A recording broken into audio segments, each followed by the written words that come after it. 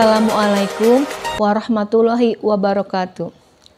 Hi, welcome to Eva's channel on SMP MTS Al Muhajirin TV. Today classing, we are going to study about narrative text by using walking gallery method. Sahabat-sahabatku semuanya, kami sudah mencoba mempraktekkan mengajarkan teks naratif dengan menggunakan metode walking gallery. Dan hasilnya, alhamdulillah, pengetahuan peserta didik kami terhadap topik ini mulai berkembang. Kemudian kami lanjutkan dengan penambahan latihan-latihan dan tugas-tugas untuk penguatan. Sehingga hasil yang diharapkan anak-anak menjadi terampil dalam topik ini akan diraih. Sebenarnya, apa sih yang dimaksud dengan teks naratif? Teks naratif adalah sebuah cerita atau kisah yang bersifat imajinatif atau faktual yang terjadi di masa lalu.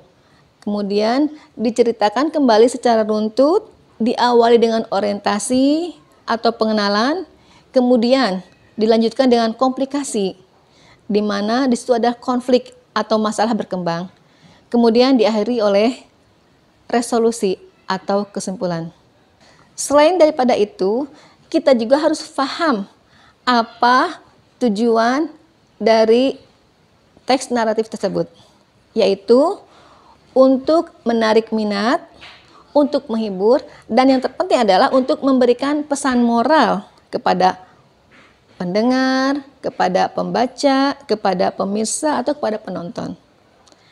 Banyak sekali kisah-kisah teks naratif tentang Nabi, kemudian tentang para sahabat Nabi dan Rasul, juga kisah-kisah Islam lainnya yang harus kita ketahui. Seperti contohnya adalah kisah Nabi Ibrahim yang akan dijadikan sebagai cerita nanti, kemudian kisah Nabi Adam, kisah Nabi Nuh, kisah Raja Fir'aun yang tenggelam di lautan, juga tentang kisah Hilal bin Rabah, dan lain-lain. Allah Subhanahu wa Ta'ala berfirman dalam Quran surat Hud ayat 120 yang artinya, dari semua kisah Rasul-Rasul kami ceritakan kepada Muhammad agar dengan kisah itu kami teguhkan hatimu, dan di dalamnya telah diberikan kepadamu segala kebenaran, nasihat, dan peringatan bagi orang yang beriman.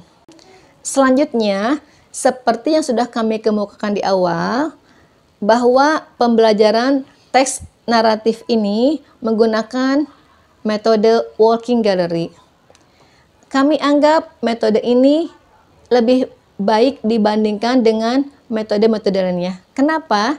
Karena dalam metode walking gallery ini akan adanya pengelompokan siswa antara 2 sampai 5 orang.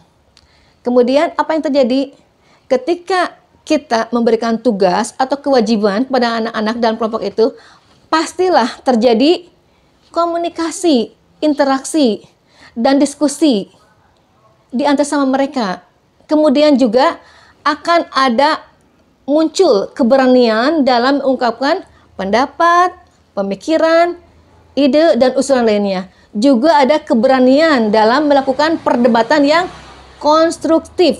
Juga akan timbul rasa percaya diri, bertanggung jawab, mandiri, santun, saling mengisi, saling menghargai, dan saling bekerja sama dan sama kerja. Dan yang terpenting adalah ketergantungan kepada guru sedikit-sedikit mulai berkurang. Sehingga apa yang kita sebutkan dengan student center itu bukan hanya sebagai idaman atau angan-angan, tetapi insya Allah akan terjelma. Dan yang paling menarik dalam metode walking gallery ini adalah kami mengambil kisah tentang Nabi Ibrahim alaihissalam. Kemudian kami modifikasi ceritanya itu dalam gambar-gambar, potongan-potongan gambar, dan juga potong-potong paragraf atau kalimat-kalimat yang nanti tugas anak-anak semuanya adalah menyusun cerita tersebut dan menempelkannya di dinding di atas kertas plano yang sudah kita siapkan di dinding. Dan tentunya dalam menyusunnya pun mereka harus menyusun secara runtut. Runtut maksudnya apa? Sesuai dengan generic structure, yaitu ada orientasi atau pengenalan, kemudian komplikasi. Nah, disitulah mulai ramai-ramainya cerita berkembang di situ, di complication. Dan terakhir ditutup dengan resolusi atau kesimpulan. Dan yang paling utama adalah adanya nilai moral di dalam hati anak-anak kita atau peserta didik kita, yaitu apa? Tentang keimanan kepada Nabi Ibrahim AS dan juga peningkatan iman dan takwa kepada Allah Subhanahu wa Ta'ala. Sahabat-sahabatku semuanya, setelah tadi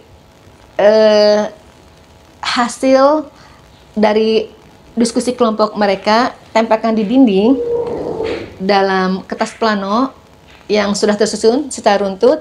Nah, sekarang tinggal mengevaluasi atau mengoreksi. Caranya, setiap anggota kelompok dibagi dua.